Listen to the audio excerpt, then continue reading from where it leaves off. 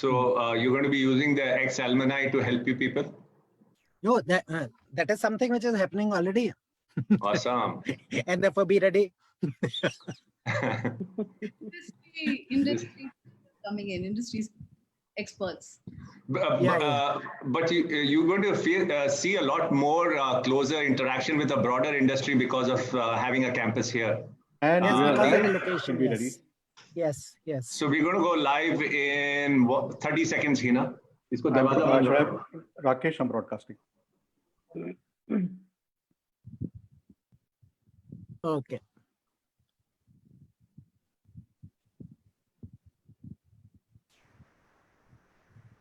So we're good. All right. Hina, let's do this exciting program. Yes, good evening, BNI Gurgaon and Faridabad. And a very warm welcome to our BNI fraternity from across the world. Thank you all for joining us this evening. We are very excited to present to you the second in our series of webinars, Managing Uncertainty from a Place of Unshakable Calm. And this is brought to you by BNI Gurgaon in association with XLRI Jamshedpur. Before we start, I would also like to bring your attention to the uncertainty in our current environment. And this is how we as a community have visualized it. Go, Manish. So are we expecting to see a video on this?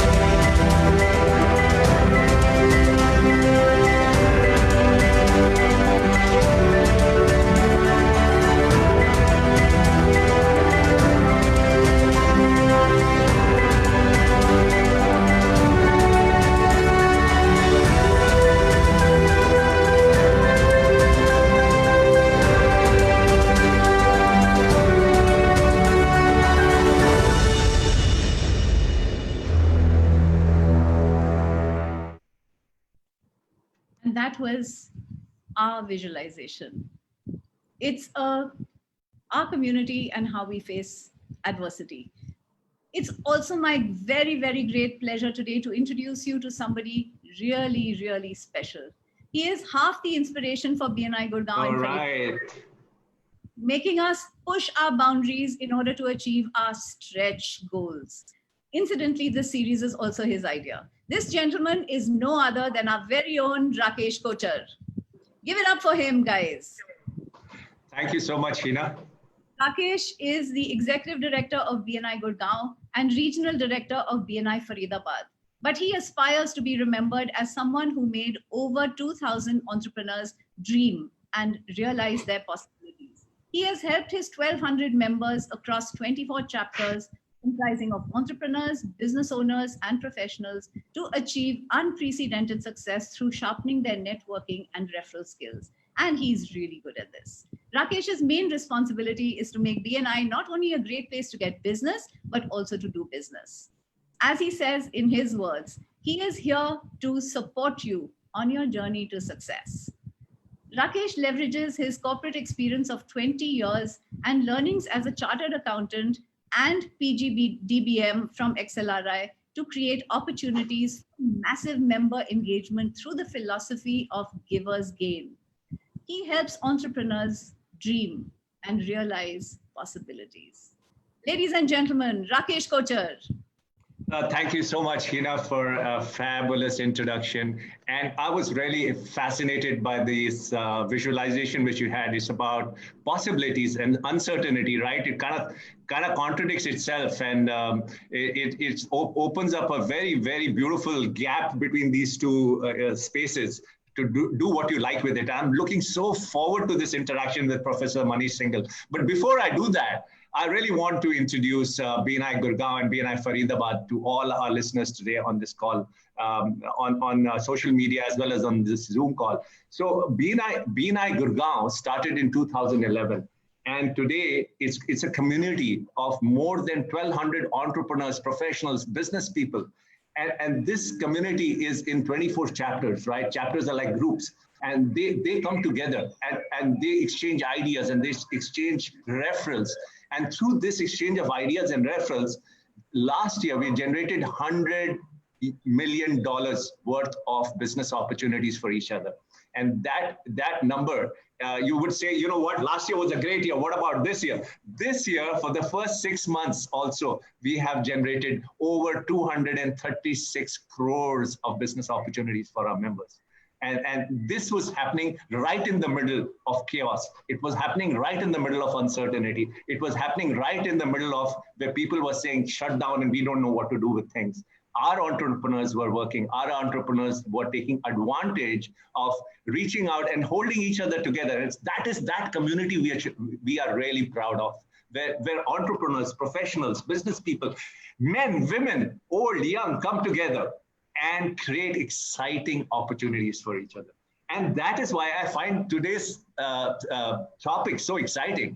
It opens up possibilities for me, and I'm really looking forward to that. But before that, I really want to talk about a little more about BNI Gurgaon. BNI Gurgaon is beyond business, literally, because what we do is create social impact. And that social impact we do is by a lot of other activities. I know it's cool to say, CSR and stuff like that, but we go beyond CSR. We actually go out there and help people. For example, there was a member of ours, and his father was looking for plasma units, and suddenly 56 members of our community went to the hospital to donate plasma to get his father back into action. And in the middle of this pandemic, people were scared to go to hospitals. Our members were saying, lining up the blood bank to say, take plasma from us. And that's what makes us really proud. We did a tree plantation campaign, and we planted 1,200 trees. That's our way we want to give back to the community. And we are always immersed in a culture of learning. And that's what we are really proud of. And I would like to believe that we could summarize our community as a community which basically values positivity, creativity, innovation, and passion. And this is what we really represent. And I would like to summarize it all by saying, together, let's inhale a deep breath of positivity and exhale gratitude for all that we have and find a place in calmness today. And that's what, for me, epitomizes BNI Gurgaon and BNI Faridabad. And I have two special people with me to help me interact with Professor. You know, Professor brings so much value that I could not handle them alone. I had to ask for help. And I had two amazing people to help me today. So one is Sonika Aron, and she is the founder of Marching Sheep. She's an XLRI alumni herself. And her firm specializes in strategic HR advisory and diversity and inclusivity in the workplace. Also employee health and wellness and capability building. Sonika has worked with companies like PepsiCo, Vodafone, and many, many big ones. And the last responsibility she was the head of HR head of Philips consumer lifestyle business in India before she founded this company. And she loves to write, and she's been published in all leading publications of India, like Times of India and many other things. And she really likes to express her opinion on anxiety and burnout, motherhood, the penalty of unpaid work, generational diversity, inclusion of the LGBT community, and a lot of cutting-edge topics. And ladies and gentlemen, say hi to everybody, Sonika. And that is hi, Sonika. Everyone. And the other lady who's going to... Thank you so much. And the other lady who's going to help me is Asta Diwan. Asta is an organizational behavior coach, right? And she's also a member of BNI Gurgaon, but her expertise is in the area of employee development. She's been working in that area for 19 years. And she's helping corporates, business houses, SMEs to improve employee behavior and motivation so that they can perform at a much, much higher level. And she does it through psychometric assessments, workshops, and counseling sessions. So let's welcome Asta Diwan. Asta, say hi to everybody. Hi, everyone. Welcome to the session. And we're really looking forward to a lot of interactions from all of you. Thank you, Rakesh. Thank you so much. And this is the perfect time to introduce the star of today, right? I really love it when I'm able to introduce my professors from my alma mater. It is a proud moment for me. It's a privilege for me, and I feel extremely humble and privileged to be doing this. And I would like to introduce Dr. Manish Singhal. He is the professor of organizational behavior in XLRI since 2006. And he's also served as a visiting faculty at ISB Hyderabad. And, you know, he did his PhD or his doctorate in behavioral sciences at IIM Calcutta. So, so he brings in everything, you know, the friendly rivalry between the two B schools, as well as getting the experience from the two B schools. Professor Manish has an eclectic profile with qualifications in mechanical engineering, finance, general management, OB, and sociology, and experience in the disciplines of anthropology, archaeology, journalism, and yoga as a sadhana and therapy. So just imagine what all influences are going through with him. And he's going to be talking about this amazing topic today of managing uncertainty through a place of deep calm. He's the author of Spirituality at Work, a study of Indian profit organizations, and has led anthropological research and documentation studies in Vivekananda Kendra Institute of Culture, Guwahati. And he's also the leadership development, he conducts leadership development programs and MBA courses on leadership, managerial counseling, organizational behavior, and he leverages his 6 years of full-time as a selfless missionary dedicated to man-making and nation-making. He also leads an acclaimed 8 months long transformational leadership online, and that's the key word, online EMDP, through Talent Edge for professionals from various sectors with at least 15 years of experience. Ladies and gentlemen, at this point of time, please join me, go to your chat bar and clap and say, welcome. Yes, yes, yes. Ladies and gentlemen, let's welcome Professor Dr. Manish Singhal. Take it away, sir.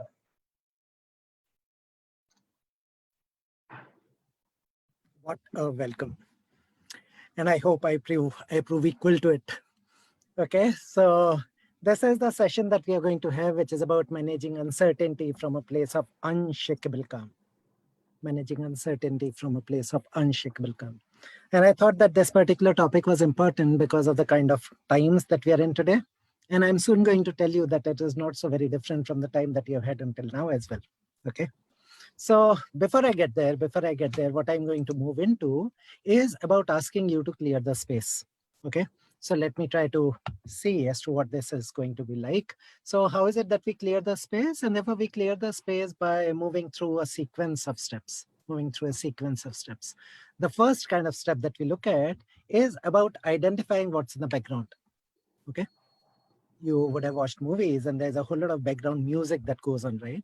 And therefore, is there anything which is going in the background which could take your attention away from whatever it is that we are doing here before the next 1 hour? Okay, so what is it which is in the background? After that, you are going to identify as to what is the emotion associated with that issue in the background. Okay, so that's the second. And after that, the third one is going to be that, that's how it is right now. Okay, each one of us is going to clear at most 3 things each. Okay, you could use the chat box for it, or you may choose to write it down, or you may choose to kind of think about it. Let me give you an illustration from my end. So what's in the background for me right now? So this morning itself, I received an email from the director of XLRI saying that he's in a meeting and could I please purchase a few, and therefore could I send him a mail in response? I replied to him. The response that I got back from him said that that I'm busy in a meeting and I don't have my bank account details with me. Could you please purchase some Amazon gift cards for me? And he gave me the details and I wrote back to him and then I'll reimburse. That's what he said. So I purchased that. I replied to that email and then I asked him, okay, so is it all right, Father? So he says, yes. I purchased it and I sent it back to him that this is the SMS that I've received. Now, my wife was there with me when I was doing this and she said, oh, wait. By that time, remember, I've already said purchase. I've received the SMS from the bank and I've already sent it to that particular email. And she says, so another colleague of ours, he had also received a similar mail. And I grew worried. I went back to that particular email, looked at the email address. The email address was not xlri.ac.in. It was some Gmail ID. Lo and behold, I've been defrauded of some 30,000 this morning. Okay, so the associated emotion. Okay, so the associated emotion for me right now is I'm kicking myself in the back. Okay, I'm kicking myself in the backside, and as to how I could have been so foolish, etc. There's some embarrassment, etc., etc. But then think about it: if I allow that particular emotion to take over right now, I probably won't be able to do my best at this particular session. That's how it is right now. Can I get back here? Situation number one. What else could be in the background? So our dean administration office reached out to me, and they went to the police station today, the cyber fraud branch. It is still connected with the same thing, okay, because that's a top of the mind recall for me. And they went there, and apparently I'll have to go there myself to be able to lodge that particular complaint. So that is something which is going to come tomorrow. The associated emotion for me is that of fear, right? So someone said that Jamshedpur is going to become the next Wuhan of India, just as Wuhan was for China, because our cases are exploding. Okay, and my wife has been after my life. You have lost 30,000, that much is enough. Do not come back with COVID. Associated emotion for me right now, apprehension, anxiety. Okay, but then that's tomorrow. Can I get back to the here and now? Is it okay? Absolutely. I couldn't have been more dramatic with these illustrations. Okay, and therefore identify for yourself what's in the background for you, which can take your attention away from this within 7:15 in the next 1 hour. What is the associated emotion? And then, that's how it is right now. Okay, could be. So, Professor, it's, when you're describing these emotions, I was just wondering, I hope you don't use some embarrassing words, because that's how I was feeling.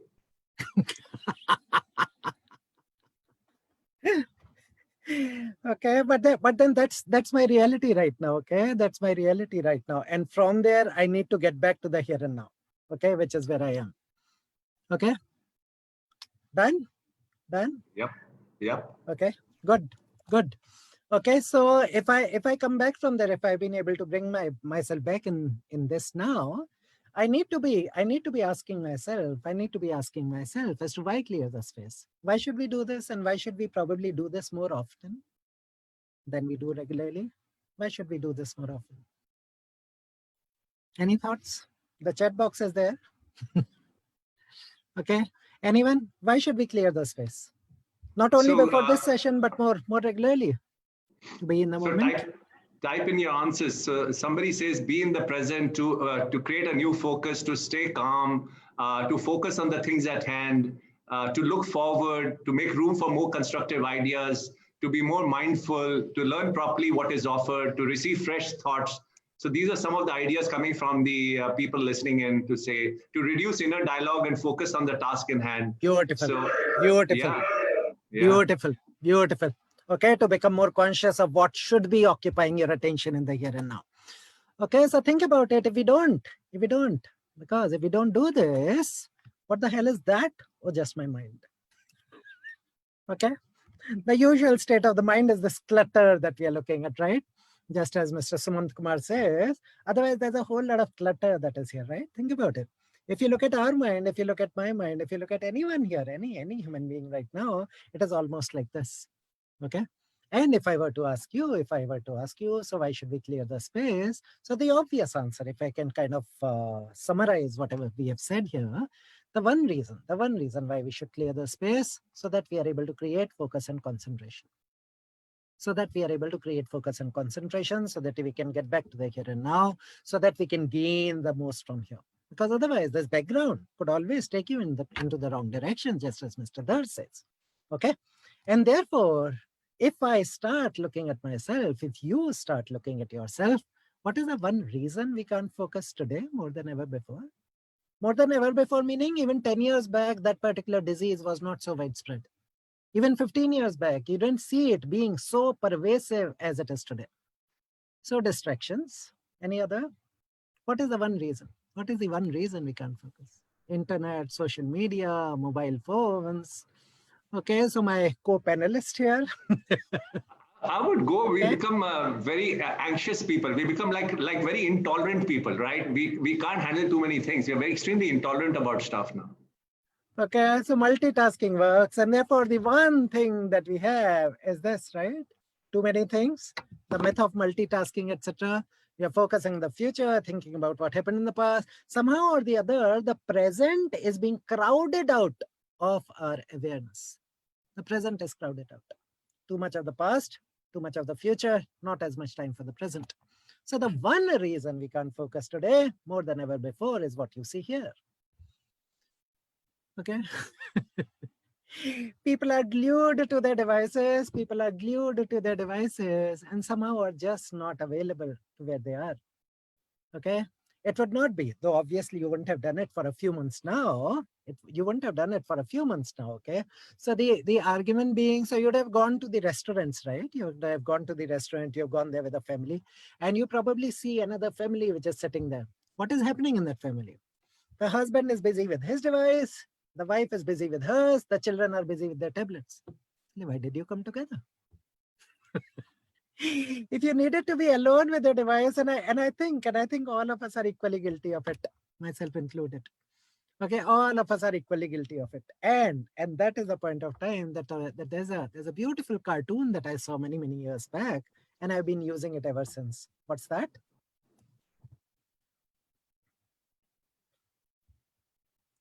Do you mind? If I strap your phone to my forehead so I can pretend you are looking at me when I talk, because obviously I know that you're not there for me, right? Your attention is more there than here, which is what we were saying earlier, right? That multitasking idea. And there was this hilarious video that had come up, and I guess many of us would have seen it, but I can't resist the temptation of showing that to you again. Because even if you've seen it, I'll ask you whether you've done something about it. Okay, it went viral on WhatsApp and Facebook some months back, which was about this particular idea of guiding hands. Very common, very common. Okay, so that is something that I'll try to come to here, and let me try to share that particular video with you. Okay, let me try to share that video with you. And that is the one that I'm going to play for you here. In today's modern world, you can watch what you're doing, or you can watch where you're going, but you can't do both. And now, you don't have to, thanks to Guiding Hands. At Guiding Hands, we understand how important it is to stay connected when you're on the go. Simply request a guiding hand, and within seconds, we'll be at your side, ready to guide you to your destination. Let us navigate your world so you can navigate the web. Your guiding hand will take care of all the pesky distractions that once forced you to look up. We look out for you so you can keep an eye on the things that matter most. Enjoy the security that comes in knowing you are finally, truly connected. You'll never have to look up again. Ever. That's a promise. Guiding Hands. We got. Okay, let's get back. Any thoughts?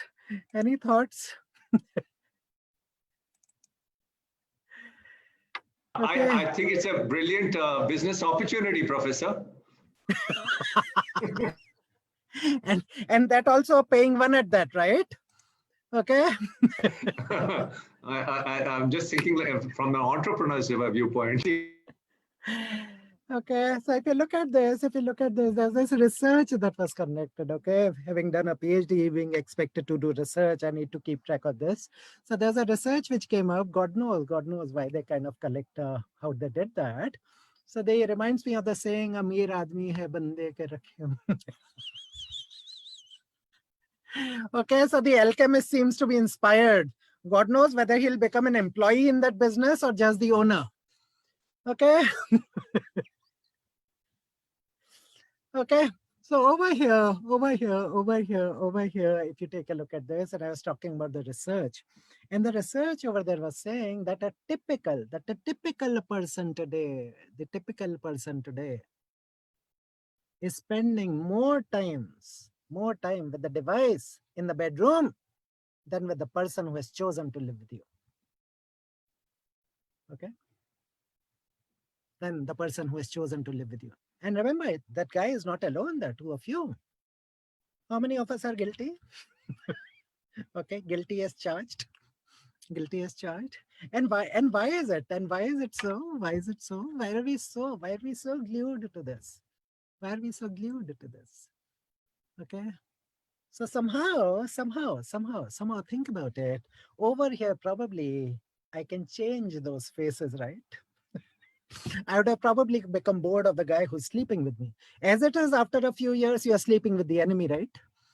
Okay, both literally and figuratively. And therefore, introducing those guiding hands.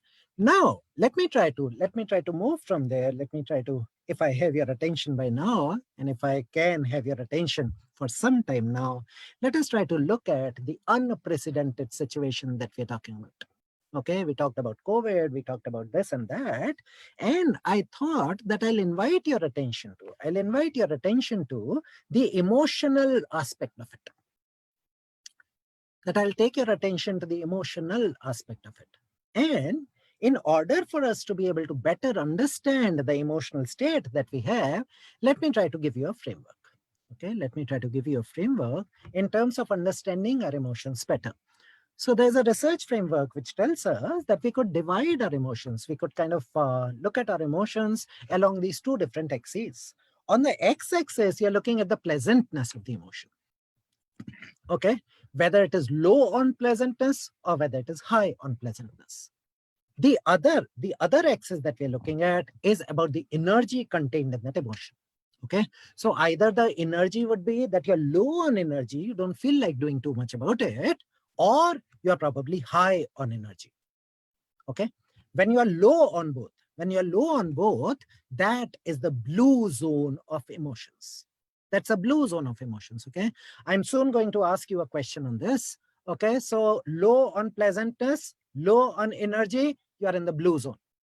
When you are still low on energy, but the energy level is high, think about rage, think about anger, think about all of that. So the energy is higher, though the pleasantness is low. When you move to the pleasantness being higher, but the energy being lower, and you're not motivated to take much action, that is said to be the green zone. Okay. Whereas if both the energy and pleasantness is high, then that is what we know as the yellow zone. Okay. So very easily, we have got these four quadrants. One is the red, the other is the yellow. You've got the blue here, and which is the green here. Which is why you have seen those songs which are called the blues. Okay, so somehow or the other, the energy will be down, etc., etc. Okay, so the red, yellow, blue, and green. And this is a 2x2 matrix that we have on emotions. Let me try to complicate it further. Let me give you 25 each for each quadrant. Okay. So now you have got some 25 emotions in the red zone. You have got 25 in the yellow zone. You have got 25 in blue, 25 in green. But before we kind of get settled with that complexity, let me try to ask you, which zone were you in when this particular pandemic was raging in the full? Many of you will probably claim that that is where it is even now. Okay, so for now, forget these details here. Just focus upon these four quadrants, and I'm going to launch a particular poll now. Okay, could we have the poll here, please? Which zone were you in? Or which zone have you been in? Okay, could we please see this? Yes, Professor, the poll is launched and people are putting in their choices, and we see a lot of people coming in the green and yellows, surprisingly, right? I'm a bit surprised at that kind of response. But yeah, we've had already 50% of the people who are polled in, and still green is way ahead. And Nice. now yellow is catching up. And after that, it's blue, and red, of course, is the lowest out of this. So ladies and gentlemen, please go ahead and quickly put your votes into this. We're going to shut down the poll in something like 5 seconds, and I'm going to count it down for you. So if you haven't already polled, please poll, because this is what's exciting and interactive about the whole session, and it's going to give you an insight about yourself too. So I'm going to shut it down in 5 seconds. I'm going to count it down. 5, 4, 3, 2, 1. And let's share. Beautiful, beautiful. Just look at that, Professor. 40% So of the I've got, respondents have gone to green. and as Hina says, that's not very surprising, right? Yeah. Okay. So 40% is green, and yellow we have got 28%. Nearly 28%. Perfect, perfect. And 20% is blue, and the tail is brought up by the red by 12%. Perfect, perfect, perfect. Okay, we're going to stop sharing the results. So I'll stop this. Okay. And now, okay, so this is done already. So let me take that out. And I have got those records here. So this is the zone that we were in. And we are saying that an overwhelming majority is in green. Okay. Though the energy level but low, but then pleasantness was high. And as she says that after all, it is BNI, right?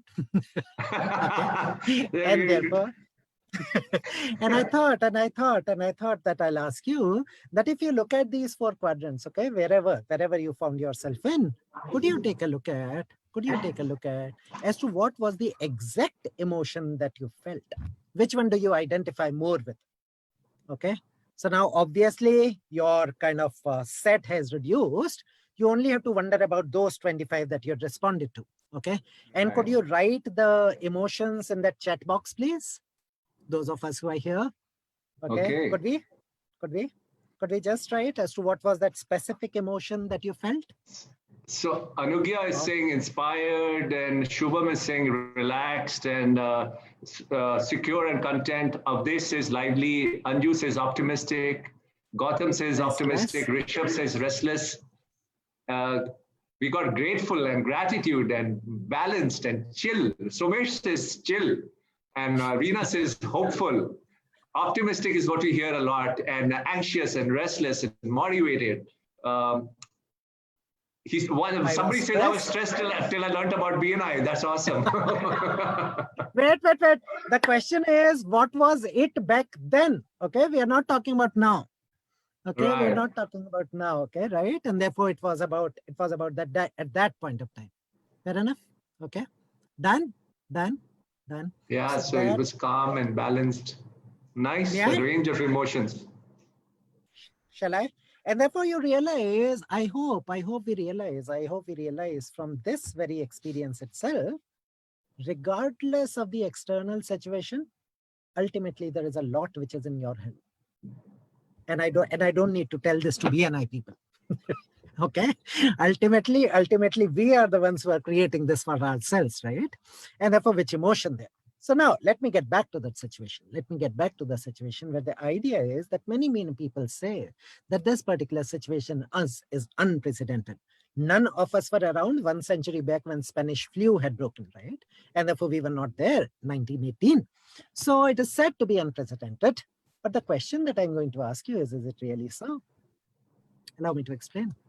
What I'm saying is that through this entire process, what we have been reminded once again is that there are always these 2 different worlds. One which is an external world, the one which is outside of you, and the other which is an internal world. Okay? And you are trying to straddle both of them simultaneously. The idea here, for example, obviously this is BNI, I don't need to say this, but that particular fear, the anxiety, the apprehension, the restlessness isn't doing anyone any good. If that particular standpoint from within, that particular base is not very stable, if that is not very secure, I probably will not be able to deal with the externals as well. I won't be able to interact optimally with the ones outside, which is why the title of the session here is To the Place of Unshakable Calm, regardless of what happens out there. So we need to be maintaining a clear, calm center inside through which we interact with the one outside. Now, even if we look at the external, please realize that the moon is still the same 384,000 kilometers away from this planet. Okay, the sun, which still rises in the east, which still sets in the west, is still the same 150 million kilometers away from us. It hasn't come any closer. It hasn't gone any farther. Okay, and therefore the question to ask ourselves is, whatever it is that we are going through, will it allow us to break through? Whatever it is that we are going through, will it allow us to break through? And that is the question that I'm asking here in terms of that if I start looking at emotions, right, which is why we had that particular list of 100, these particular emotions are frequently ignored, isn't it? Remember, it is not only about the exam, it is not only about organizations. It is not only about organizations. You will realize that we somehow have made it a tendency in the society itself. Dil pe mat le yaar. Why are you getting so emotional about it? Will you for once use your head? Are you with me? Okay, by and large, this particular idea, for example, if there's my child who starts crying, why are you being such a sissy? Be a man. Okay, and therefore those emotions are ignored. Now the question that I'm asking you, why are they ignored? Why do they get ignored, please? Why do they get ignored? Any thoughts? Why are the emotions getting ignored? Not just in organizations, but even otherwise, okay? I'll talk about organizations, obviously, because that is the role that we are in here. But then why are they frequently ignored? I think this is a good question for Astha or Sonika to jump in and answer that. No. Wait. I'm not looking for expert opinions now. Okay. Okay. I'm trying to see the 100 of us who are present here and the others as well. It is considered a weakness. It's easy to ignore them rather than dealing with them. So true.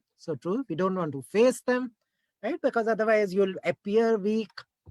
It is a pretense, but there is no direct impact. Okay, we'll see that. We are into a rat race, meaning, and the rat race can only be won with the reasoning part of it. Is that what we are saying? Okay. Emotions cloud our decisions. Fair enough. Because it can be molded. Can't see long-term financial value in addressing or acknowledging emotions. For me. Okay, we don't want to get involved, etc. The organizations are majorly concerned with the material goals and not the emotion. We don't have any training as such. All of them are true. And why are the emotions ignored? Please think about it. Because that is the so-called myth of rationality. What Mr. Vohra says there, that we are giving more importance to IQ. There was this idea as to how does it lead to numbers, okay? And therefore, somewhere or the other, we do not realize that organizations are not emotion-free. There's a very beautiful exercise that I do in my emotional intelligence classes. I could probably ask you to do that. Take that as a thought experiment. Take that as a thought experiment, and all of us have worked with a number of authority figures in our life, right? If you've worked in an organization before, if you've lived with your parents, they are authority figures as well. And there are a number of bosses that you've worked with. It could be a teacher, it could be a coach, it could be anyone. Okay, so you worked with them, and you look at the best one that you've had, look at the worst one that you've had. A very quick thought experiment. Okay, these two different people that you're thinking of, what kind of emotions did they elicit from you? What kind of emotions were aroused inside of you when you were interacting with these two different people? Are you with me? Person A, person B, and therefore what kind of emotions are rising up inside of you? How did they influence your performance? Are you with me here? Okay. As a thinking, feeling being, I go into the organization. Am I wearing my emotions as a coat which I hang outside and after that I enter the office? And therefore, which is a coat that I wear only when I come back home? So, Reena, to that particular point about the worst boss arousing fear inside of you, what kind of actions did you contemplate taking? Or what kind of actions followed from there? And if you felt awe in the presence of the best boss, what were you motivated to doing? Anyone else? So one fear, the other awe. Okay. Any other comparison from anyone here? And then from there, what was the kind of action which resulted from there is what I'm asking. Okay. Confusion. And I'm guessing that is with the worst boss. With the best one, Mohit? With the best one, motivated to do better, gratitude, to disgust, complexity, clarity. Okay. Motivation, Nisha. motivation again. Does that make sense? Please think about it. So the myth of rationality, if we look at our own experience, it is not really true. With the best boss, you're engaged, you are highly productive. Okay. Otherwise, if it is the worst boss, it is more about bossism, what that person is doing. If it is positive, you're inspired into action. Emotion will be down, there will be anger. Are you with me here now? And therefore, organizations are not emotion-free. Please, please, please. Organizations are not emotion-free. So earlier, probably people would have thought that emotions are disruptive to organizations. What we have understood, not only from research, but from our own experience as well, they could facilitate and they could impede performance. Okay, they could facilitate and they could impede performance. And therefore, what I'm coming to today is about emotional intelligence, the best of what makes us uniquely human. Otherwise, if it was only about reasoning, if it was only about equations, etc., you and I would have been replaced by these robots. Are you with me on this? Please think about it. A robot does not feel. You and I, being a human being, we feel, and that is our power. What we use that power for is something that I'm going to move forward. Okay. Yes. Rakeshji, any thoughts, any questions? Extremely powerful what you just mentioned. It's a lot of it is about also empathy, right? Very true, very true. And somehow or the other, that I think is over a period of time something which is flying out of the window, and not for too many good things. Okay. So what I thought was that we start looking at it, and if we're always rushing on to the next moment, that deal, that number, what happens to the one that you're in? Okay. What happens to the one that you're in? And therefore, let us try to take a look at the idea, a very kind of profound idea. Okay. I'm borrowing the word from the chat. A very profound idea, which came to us from 1950s, 1960s. The idea is that the behavior of the individual is a function of who you are and where you are. Okay? Please think about it. That the behavior of person A is a function of who the person A is and the environment of A. What is the environment of A? Everything which is not A is the environment of A.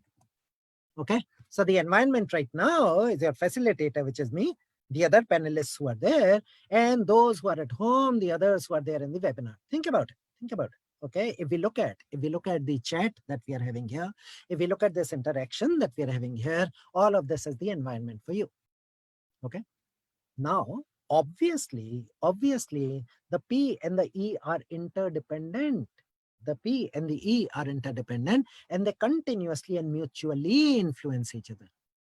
What I'm saying is that if I start looking at my behavior, if I look at the consequences that follow, somehow or the other, if the consequences are what I like, I will probably take ownership for that behavior.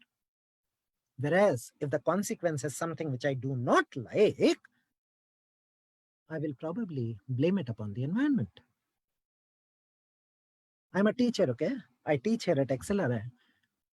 Who is to blame if the question paper is very tough? Okay, who is to blame if the question paper is very tough? Seriously, you're asking that? The whole of XLRI will tell you in one word. Okay, obviously it is the teacher, right? Urmi Gupta is an involved person, right? Okay, who's able to take responsibility for oneself, right? Because the same question paper may not be as tough to someone who probably has prepared for it. But look at the first one that we start looking at. Okay, look at the first one that we start looking at. Whenever the consequence is not to our liking. Fair enough? Whereas all that you can do probably is to see as to how I can own it and how I can probably do something about it. Make sense? Okay. And in doing that, in addressing that particular issue, the person that I am today, it is the you of the past and the environment of the past. But think about it. Think about it. If I'm trying to look at a particular future, if I want to inhabit a different future than the one that I'm moving towards, I need to be doing something else in the here and now. Otherwise, it is the same past which will get extrapolated into the future, right? Okay, so I'm bringing back the focus upon the individual, regardless of what is happening in the external world outside, regardless of what is happening outside, all the responsibility that I have is about what is it that I can do about it.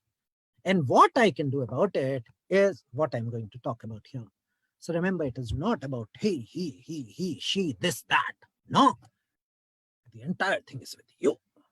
The entire thing is with you.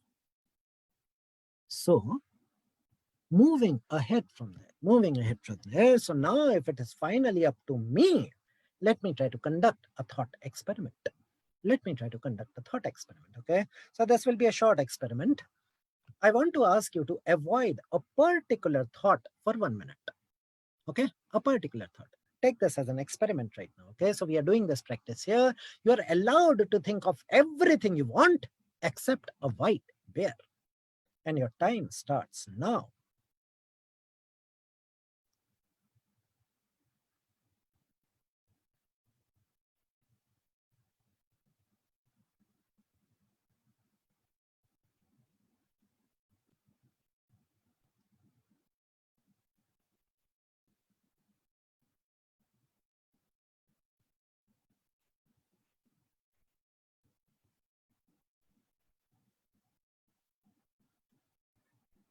Okay, let me not prolong the agony. Let's stop it at 30 seconds. So how many times did you think of a white bear?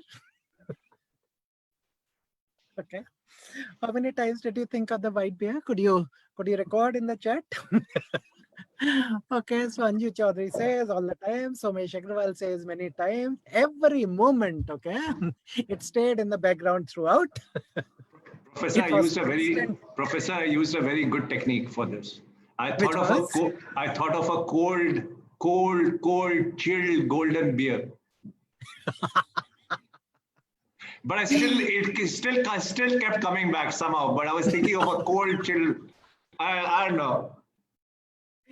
Okay, and therefore, what is it that I'm saying? What I am saying here is that we should be asking ourselves, can you walk away from an emotion? You can't. You can't. So remember, so we are seduced by the idea of non-emotional performance. It is just not possible. It's just not possible. So that emotion in oneself, the first common barrier, which is something that I'm taking away from the social idea that emotions are disruptive and they should be avoided, etc. You can't walk away from it. If you're feeling sad, if you're feeling agitated, if you're feeling peaceful, if you're feeling happy or whatever, you can't walk away from that particular experience. That is your reality. That is your reality. So the typical way is to deal with thought and emotion. Okay. So the typical way, usually what people adopt is somehow suppress it. Daba those. Okay. Now, another way, okay, so either you kind of push it down, hoping that it will go away, or you distract yourself with something. You start counting the peanuts that you're having. Okay, which is the example that we have there. Okay, so someone wrote, Ms. Binita Das wrote that I kept counting the peanuts that I'm eating. So I distract myself with something or the other. Okay, distract myself with something or the other. So you've seen all of those bars, TGIF bars. Thank God it's Friday. Okay, and therefore for 2 days I can live my own life, my own way. Suppression, distraction are probably challenging that particular thought. What is the problem with each one of these typical ways? If you try to suppress, many of us would have gone to the beaches and you would have looked at that beach ball. Okay, that light one, very, very, very light one, which is filled with the air, the rubber thing, and you try to push it down. The more you try to push it down, the more it rebounds. Does that make sense? Whatever it is that you're trying to push down, it is going to rebound. Distraction. Either it is thank God it's Friday, or it is Netflix, or it is Amazon Prime, or any other distraction that you may choose. The problem is it is temporary. Your Monday is still going to be there. Okay, just as night follows the day and day follows the night, that distraction is only temporary. You won't be able to escape the reality thereby. And finally, if you're challenging that, okay, so you would have heard that, right? You would have heard that there was this person who said that I was crying that I didn't have shoes till I saw someone who didn't have any legs. Look at the brighter side of the picture. You are still caught up in the thought. And therefore, all of these three mean that you're struggling with what is going on inside. Is there a way out? That is what I'm here to suggest. That is what I'm here to suggest. Okay. The idea is, can I observe and acknowledge? And very important, take them less seriously. I'm not asking you to become less sincere. I'm asking you to take these thoughts, take these emotions less seriously, because quite obviously what you think is not necessarily true. Does that idea make sense? All of us would have suffered from our classmates, from our friends, etc., who think that they are wonderful with singing. Okay? Yes. Okay? And you and I have to suffer them thereby. Okay? And you can't really bring yourself up to telling him that he sings like an ass. Okay? And therefore, take them less seriously and you let them pass. And you let them pass. Okay? All of this then, there's no struggle. You are where you are. That is what it is. That's how it is right now. So, mindfully dealing. Okay, so what is it that I'm doing? So whenever it is that I'm thinking, whatever it is that I'm thinking, I am paying attention to thoughts. Feeling, I'm giving attention to emotions. Okay, so that is what you're caught in. You start thinking of something, it is almost like dropping a pebble in the pond. Then it just ripples out. Okay, the more you go away from it, you are away from whatever it is that started that thought. Fair enough? Okay, so what is the way out? Whenever it is that I see that I'm captured by the thinking, whatever it is that I'm captured by the feeling, can I get back to an anchor? Okay. So mindfulness is attention for the now using an anchor. Attention for the now using an anchor. Okay, so whatever it is that should have your attention at that point of time, that is what we are choosing for ourselves. So observing, when I observe it, I'm now detached from that thought. I'm not now consumed, hijacked by that particular thought. Okay, so the first thing that I'm looking at, you can't walk away from it. Then the second is that you believe that certain emotions are unacceptable. You would have seen that at home as well. बड़ों से ऐसे बात नहीं करते. Okay, you should not talk to elders like this. Okay, or probably whenever it is that you're feeling sad, you kind of hold yourself up somewhere because that is not something that you should be showing to people. So believing that certain emotions are unacceptable, okay, and therefore you always have to put that Disney face. Anyone who has faced that? Anyone who has faced that? You're always supposed to be smiling, okay? You're always supposed to be smiling. You're always supposed to be doing this, that, etc., etc. And wherever it is that you're feeling sad, probably aware. Isn't it? Isn't it? Okay? And therefore certain emotions are unacceptable. What I'm here to say is that pain into resistance is equal to suffering. Look at this, please. Look at this. Your pain by itself is not causing suffering. That you are resisting the pain is causing suffering. Remember, I'm not asking you to accept and agree with what is happening there. Acceptance, is it equal to agreement? Need not necessarily be so. No. Because what we need to be looking at is that whatever it is that you resist persists. Whatever it is that you resist persists. And therefore, the way out is going to be for us to be looking at a particular idea, which is what mindfulness is about. Okay. So we look at this particular mindfulness perspective, which is about just breathe. Just breathe. May I invite you to this particular idea here? Okay. What is the idea? The idea is very, very simple. A, B, C, D. Straightforward. A is for anatomy. B is for breath. C is for counting. D is for distract. Be with me, please. Okay. So can I ask you to take off your specs? As it is, you are going to close your eyes soon, so it won't matter. Okay. So just take the specs away. Place the fingertips beneath the buttocks. Place your fingertips beneath the buttocks. Place the feet upon the floor. The knees above the heels. The knees and the heels hip width apart. Adjust the posture so that the weight is upon the fingers, weight of the torso. Now, release the palms, release the shoulders, and try to close the eyes.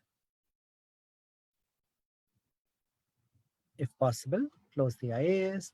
If not, have a soft gaze, a feet or two ahead of the feet. Become aware of whatever is occupying your attention now.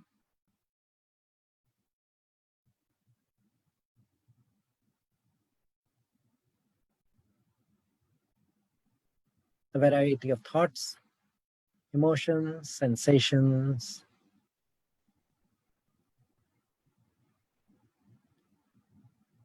Look at them as clouds passing by. You're occupying the role of a meteorologist who's looking at the changing patterns of the weather, and you're just watching it pass.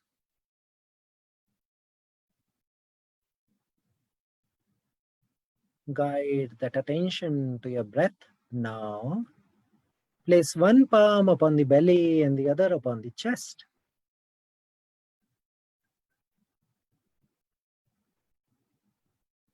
Look at the expansion and contraction. Let us try to count the breath. 1 as you inhale, 2 as you exhale, 3 as you inhale, 4 as you exhale. Continue till you reach the count of 10.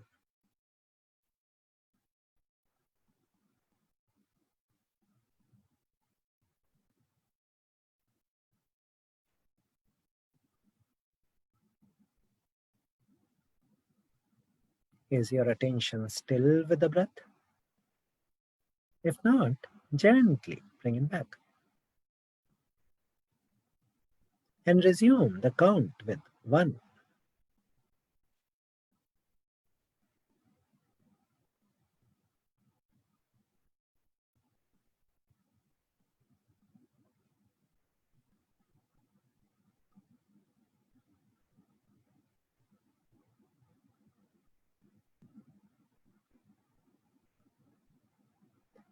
With the eyes closed, release the arms.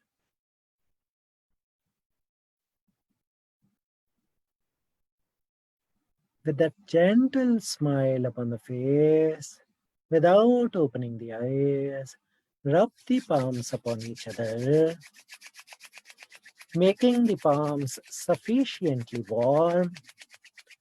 Place the warm palms around the eyes.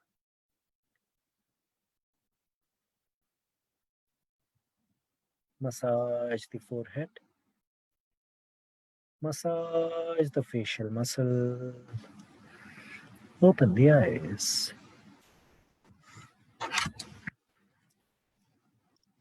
Okay.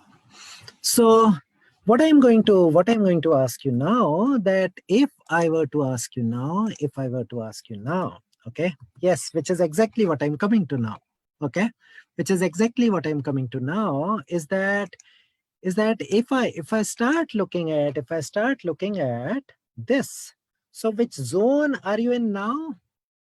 Okay, could we launch the next poll, please? Okay, so which emotion are we in now? Okay, which quadrant are we in? Okay, okay, which quadrant are we in?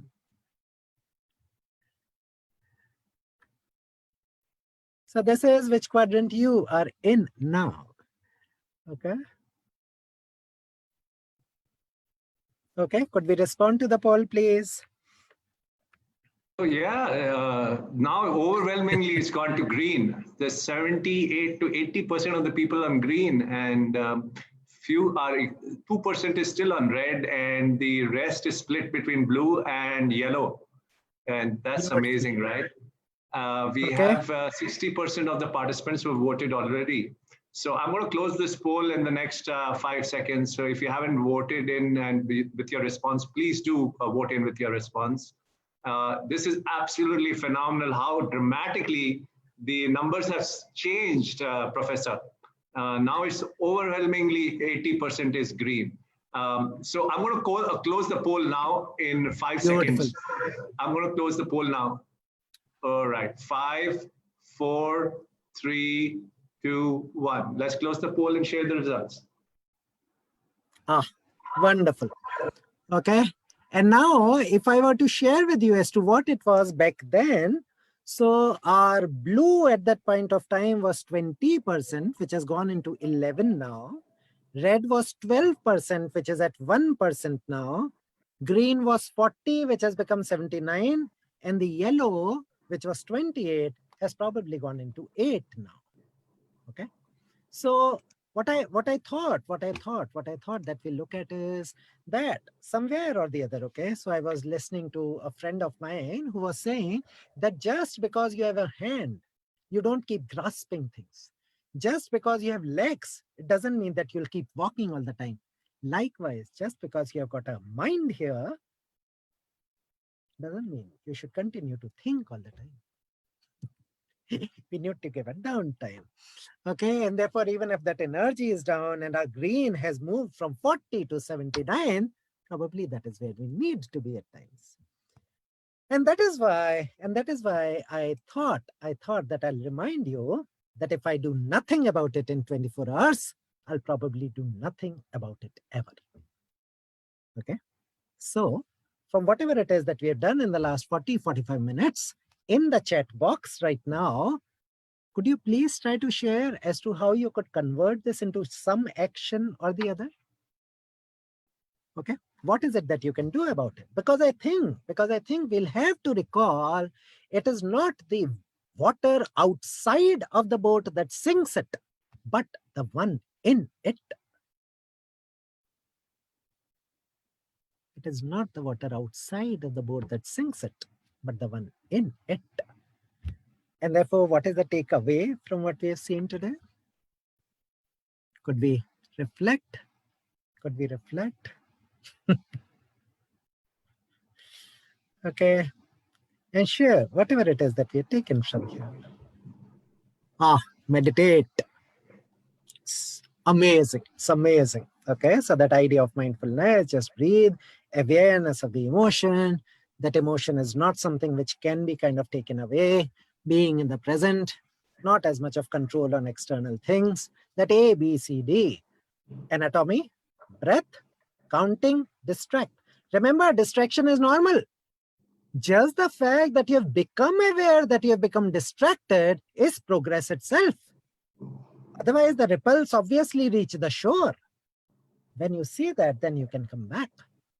Is this idea all right? And therefore, be calm with yourself. Be kind to yourself.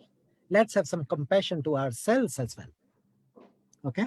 So that A, B, C, D, that you have become distracted is not a point of concern. It is a point for further hope that you can go beyond it. Okay? Okay. Yes. So do we have any questions now? So this ABCD, Professor, I really love this idea of the ABCD. I mean, it's just got everything about mindfulness you talked about. It kind of takes you into that space. Yes. And since you talk about spirituality, would you like to link it with something there? Yeah. Lot. In fact, what a What a beautiful question. And it kind of links the two loves of my life. One is spirituality and the other that of mindfulness, which is my current fad. I'm completely invested in that idea right now.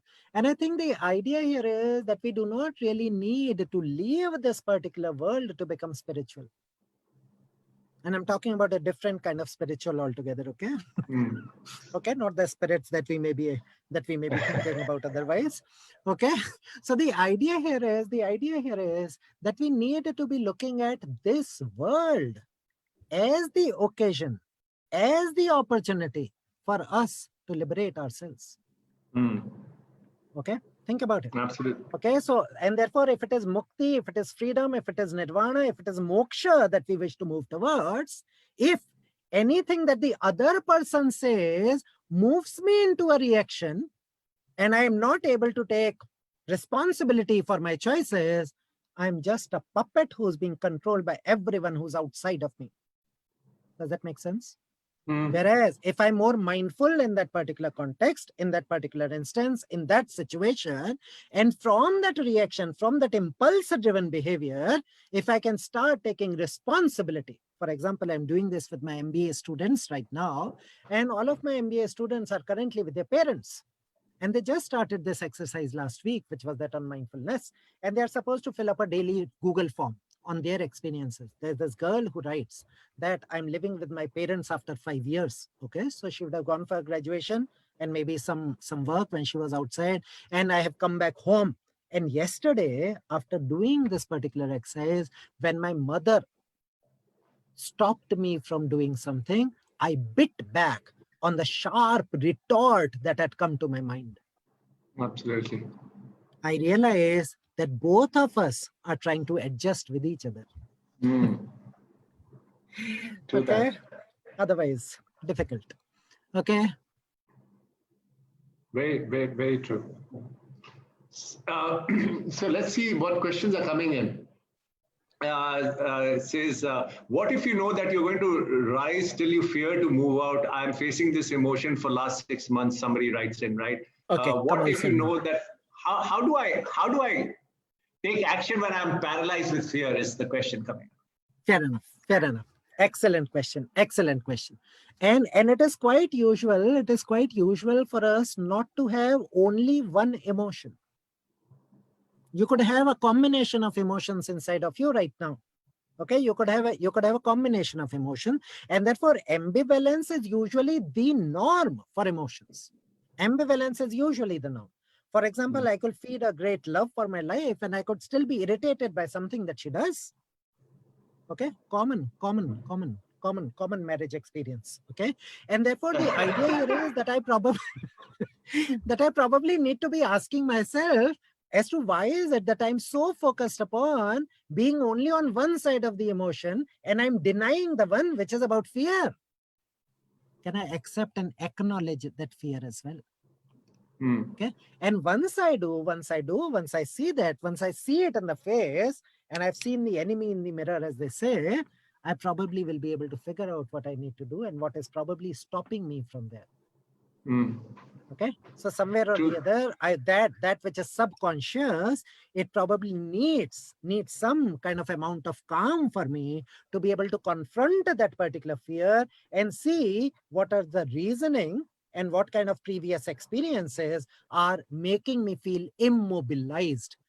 It might also be an occasion for me to go to someone whom I know, and they probably know me better and probably will help me talk it out. Okay. True that. Yes. So here's another very interesting question. He's talking about fear. Fear can be authentic or inauthentic. Can fear actually be inauthentic? Okay. I'm reminded of a story. Okay, I'm reminded of this particular story, and then I'll extrapolate it to the fear, okay, whether it is authentic or not. So there's this story you would have heard of this mendicant who was walking around from place to place. He reaches a particular village, and outside of it, beyond that huge banyan tree, he sees that there's a whole lot of space there, but the children are not playing there. They're not playing there. Okay. And at that point of time, he reaches out to the kids and he says, why are you not playing there? And they say, but then there is a huge snake there. He says, that's okay. I am going to talk to him and I'll probably explain to him that this is not what you should be doing. And then you'll be able to play there. After all, otherwise this place is going waste. So this mendicant goes there, explains to this particular snake that this place is just as much of the kids as it is yours. And therefore, please do not bite the kids. The mendicant goes further and he comes back there. And then he sees that the kids are playing wonderfully. And he thought that he'll speak to his previous friend. So he goes there, calls out that particular cobra who was there, and that guy comes out with great difficulty and he's mangled all over. And he says, what happened? He says, you told me that you should not bite. He says, मैंने काटने को मना किया था, फुफकारने को तो नहीं. I didn't kind of forbid you from hissing, right? You were just asked to not bite. Don't do this. So just like that, so from that anger, which is otherwise something which is there and here. So likewise, if I'm looking at that fear also, which is a primal emotion, belongs to the reptilian part of the brain, belongs to the amygdala here, we probably need to be looking at the reality much more clearly to be able to say whether that particular fear is justified or not. Okay. And then probably I should say that probably in the past, I've probably overcome even greater situations. And once I do that, I'll probably have a greater confidence in my ability to be able to override this particular aspect as well. Absolutely. I'm going to just take a little break here, and we're going to have some amazing questions coming at you, Professor, from Astha and Sonika. Before that, Manish, I want to just share with everybody a little more about BNI Gurgaon. Can you just do that visual for all of us? Manish, take it away. BNI Gurgaon is a networking crew, entrepreneurs meeting over the morning brew. 7:29 a.m. is the official line before which you have to sign. You meet the members to ascertain the business they would like to gain. Once you understand their business gist, you look through your contact list. To make a connect, not a cold call, it's a personal voucher referral. The members then make the pitch without any mental hitch because they've been told they're expecting your call to make business happen to close the referral. Before the business is completed, the process is again repeated to help someone else grow. The business flows to and fro. Every week brings a different energy. With visitors, you can build a synergy. In the middle, you improve your skill through the trainings that aim to kill the glitches and hitches you collect to improve your mind and intellect. You gain over time, it's not a quick scheme. You need to work as a team. Challenges are a part of the game, but we never deviate from our aim. In the lockdown, the world was rocked. We migrated online and business was clocked. Not one business person on the fast lane, but a group believing in givers gain. Thank you. Thank you. And now I'm going to hand over to the panelists, but I have one really emotional question. Can I ask an emotional question, Professor? So this lady says, how to explain all this to my mom, who's super emotional because she thinks she's perfect? And therefore, too much of a good thing becomes a bad thing. Okay. And therefore, once again, I think if I'm getting overtaken with that, I'm probably going with it. Somewhere or the other, I need to kind of stand apart from it. I go back to my mechanical engineering background, and then if we have a gear train, right, which is how we change gears in kind of bikes and cars, etc. And there's a gear train which is attached to the engine that you have. And then there is another gear which is connected to the wheel, which enmeshes with the gear train here, and then the wheel moves, which is how, so whenever it is that you want to move from the first to the second to the third or the fourth, you apply the clutch. And therefore, the gear attached to the wheel disengages from this gear train, which is always moving, and then you are able to move seamlessly to the next one. The point that I'll make here is, are we applying the clutch periodically through the day?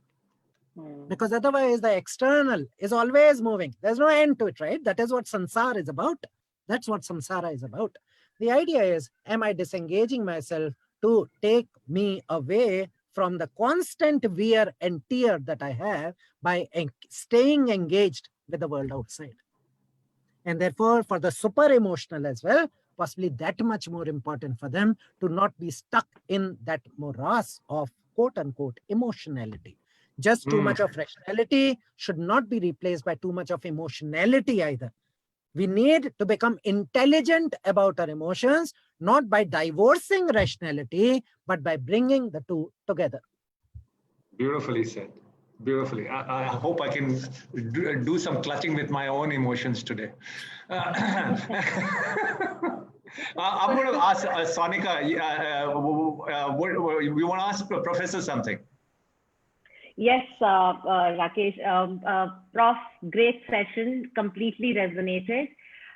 Coming to the four quadrant grid, right now people are going through all those four grids multiple times a day. Now consumer sentiments are low. This is a question from Gautam Gupta, and there is a lot of uncertainty. So while we have all gone through this, we understand the four quadrants, we understand that there has to be a clutch, we understand ABCD, but we are all responsible for teams. And how do we help them deal with this uncertainty, with the fear that they're living with? How do we do that? Somewhere I think we will need to become, so be the change that you want to see. And therefore, probably the first thing to ask yourself is, when you were in that particular state of fear, uncertainty, apprehension, anxiety, etc., did you deal with it well enough? Otherwise, parupadesh kushal bahutere. I didn't understand that. You have to explain that to us. Yeah. Okay, and therefore that is what parupadesh kushal bahutere. Okay, so it is easy enough to profess, which is why we are professors, right? We are not accountable to action. Okay. Okay, you profess and then your task is done. But the idea is that if from a professor you need to become an acharya, you need to display that in your achar vyavahar, the way you act. And therefore, if there is this team that I have there, and they are filled with that particular fear and apprehension, the first step to ask myself is, am I being the role model? Am I being the one they would wish to emulate? Because otherwise I have no business telling them what to do. That is the first thing. Once I do that, I think the uncertainty, I think the fear about the future, etc., which is there, I think that is something that we need to be looking at. And therefore, could we ascertain them? Could we assuage that particular feeling? For example, I was looking at this first webinar that Ratan Tata has done in his life. Okay, that was the day before yesterday. He did it for Your Story. And where what he was saying was that the businesses need to take more responsibility. He says that the traditional response of business is what you saw with the migrant laborers. They were left unto themselves. They have to take care of where they stay. They need to take care of what they eat, what they do not eat. And you saw that huge migration throughout the country. And he says that from there, we need to come and see that whatever it is that you've gained is through those very people whom you have thrown onto the streets today. Okay. And there are so many appeals that we are getting in our mails these days. Okay. And therefore, what is it that we can do about it? And therefore, can I lead by example? You would have seen many, many examples of those larger corporations where the pay cuts are proportional, in reverse proportion to the height that you occupy. Higher levels 50, then 40, then 30, then 20, then 10. You and I can probably afford another 6 months of no salary. Okay, but look at it. Will they be able to do it? And therefore, somewhere or the other, I think we need to take that much more responsibility, not only for our emotional state, not only for our kind of responsibility towards the emotions that we have, but also towards our own team members. Yes. Great. Thank you so much. Astha. Thank you, Professor. Yeah, I'll take up the next question, Yeah, Rakesh. please. Thank you. So, Professor, wow, what a beautifully explained emotional intelligence and mindfulness. And, I'm sure these are going to really help us. My question to you is that as entrepreneurs, as, leaders, we need to be consistently emotionally intelligent. We need to behave consistently mindful. How do you think we can do that? Are there any tips that you like to give to us to do practice this and do this consistently? So what I would like to kind of point us all to is the idea that somewhere or the other, this clutch idea that I gave, okay, and therefore disengaging. This particular disengagement, because obviously it is going to become difficult to do that all the time, right? We talk about karmanyeva adhikarastema phaleshu kadachana, etc. And therefore you have kind of you only have responsibility for the action. Ultimately, the result is beyond you, right? And therefore, there are a whole lot of other variables which get into the picture. And therefore, the point over there is that we need to be looking at disengaging, because we cannot do this all the time, because we cannot stay disengaged all the time. Could we do that periodically? To begin with,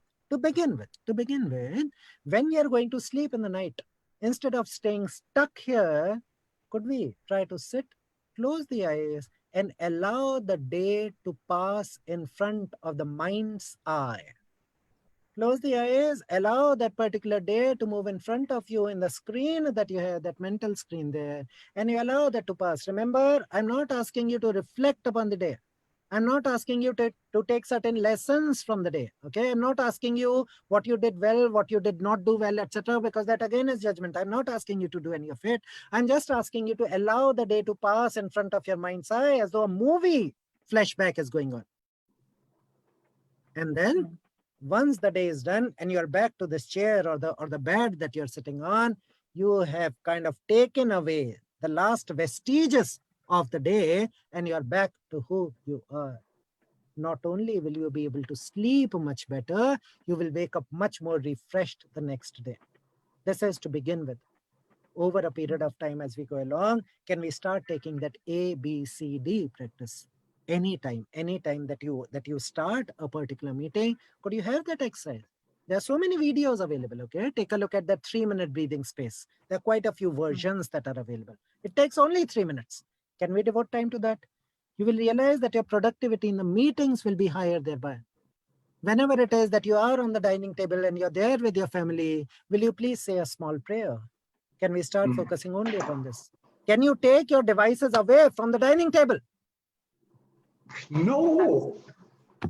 Absolutely. I think what you just said makes a lot of sense, that practicing the right things, practicing ABCD would only bring persistence, right? It has to start and just keep moving on, right? That is what I gather from what you have shared. Thank you so much, Professor. So, Professor. Prof, sorry, Rakesh, can I get one more question? Go ahead. So, Prof, you spoke about how to deal with some of the negative emotions. So there is a question here from Urmi Gupta. She is asking, can fear and anger be refocused to motivate? Or rather, can negative emotions be channelized to galvanize us into something? Beautiful question, okay? The first thing to appreciate is that though we divide emotions into positive and negative, that itself is a judgment. And we need to be away from those judgments. Please think about it, okay? We are the ones who are calling it positive or negative, okay? Think about it, okay? Yes. What I'm saying here is that an emotion is an emotion. An emotion is an emotion, and we need to be asking ourselves as to where it is that we feel that particular emotion in the body. We didn't have time in the session today, but otherwise it's a very important point in mindfulness. Someone was asking me as to what is it to remember from emotion in business situations. Don't we say at times that I'm feeling butterflies in the stomach, there's a lump in the throat, okay, or something or the other. So the idea to ask ourselves is that if there is this particular emotion that I have, where is it that I feel in the body? Please realize that most of our diseases today are psychosomatic in nature. Soma is the body, psyche is the mind, right? And therefore it starts with the mind, but after that it ends up somewhere in the body. Most of our modern diseases are psychosomatic in nature. Somewhere or the other, there's an anger, there's an irritation, there is a rage or whatever, and that is not getting channelized. So that's a very important question. Unless and until we channelize it in the right way, to do which we first need to understand it. We need to see where it is coming from, and we probably need to do something about it. Okay. And therefore, how is it that we can kind of transcend that is something that we need to be looking at. For doing which, a very, very important point would be to identify why I am doing what I am doing. till the point of time. Okay, I'll give you an illustration here. I'll give you an illustration. Many of us would either have seen or would have kind of watched on TV all of these ballet dances, right? So these ballerinas, what do they do? These ballerinas are trained to dance on the tip of their toe. Yeah. Okay, you might have seen that Black Swan or the movie which had come. Okay, so that part, and therefore they are dancing there. Why is that more difficult than standing on the entire foot? Why is standing more difficult than sitting? Why is sitting more difficult than lying down? Because all of this weight is finally ending upon smaller and smaller surface area. The more you are concerned about the me, the more will be the stresses and tensions in your life. From the me, we need to graduate to the we, which is just the mirror image of that me. Yeah. And therefore, what is it that you are living for? What is it that you are living for? Unless and until you are living at sustaining the roots of the tree, the next storm, and you will be toppled over. Okay? Yeah. So there's a very good supplementary question to that. What role does diet play in our emotions? Huge. Okay. The first question to ask ourselves is, are we living for eating or are we eating for living? I haven't figured that out. And I guess all of these fine dining restaurants that all of us frequent so often will probably tell us what we are living for. And therefore we need to see as to where the food that we are taking is coming from. Is it an outcome of violence? The more violent your diet, the more violent will be your thoughts. Leave aside the planetary impact of a diet, you also look at the impact which is happening inside of you. And therefore, unless and until you are moving towards a more wholesome, vegetarian, sattvic diet, we do not have time to go into all of that today, but then think about it. You can't but be assailed by all of those emotions that you're trying to get rid of unsuccessfully. You won't be able to do it. Right.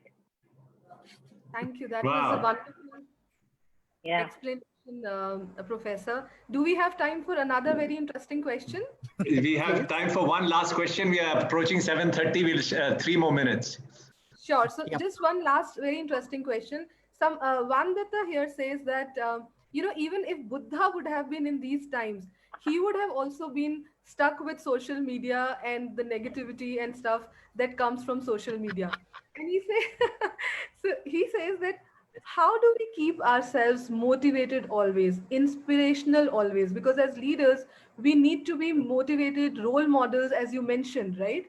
And, inspiring people all the time. So what is that one thing that you like to share with us, which can really inspire, motivate us persistently? I remember this cartoon that I saw at one point of time. Okay, so there is a monk who's there in a saffron, and there's another monk and there's another who wants to be a monk, and therefore he's a brahmachari, and he's in his white. Quite a few of our ashrams you see like that. Okay, so there are only 2 panels there.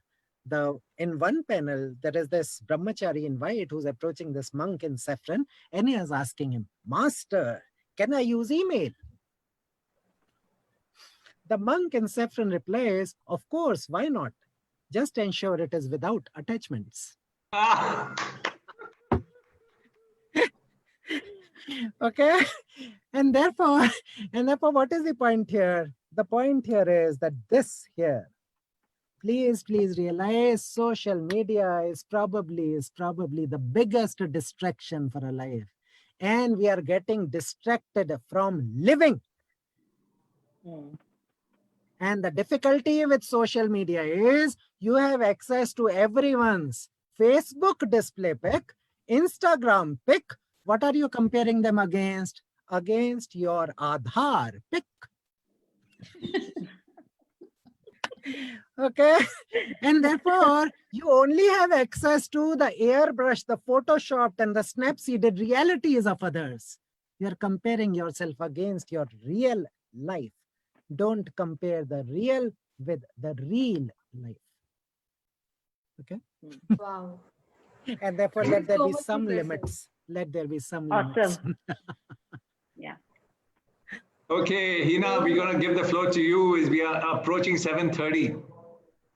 So, Professor, you have absolutely set me free. You know, I feel like I'm floating on that cloud that's floating away. It's an emotion is an emotion, don't judge it. I think that's really, really powerful. And, you know, the only thing that I'm really sorry about today is that this has been a 1.5 hour session. I think this should have been longer. So thank you very much. And I think we also need to thank everyone, the team who's been a part of this. For that, I'm going to ask Rakesh to say that because I can't thank myself. So, All right. I just want to thank XLRI again. I want to really thank XLRI again for partnering with us. It's absolutely fantastic. 2 amazing professors back to back. And we have more lined up for you, right? So all these amazing professors of XLRI are going to come and blow our minds away.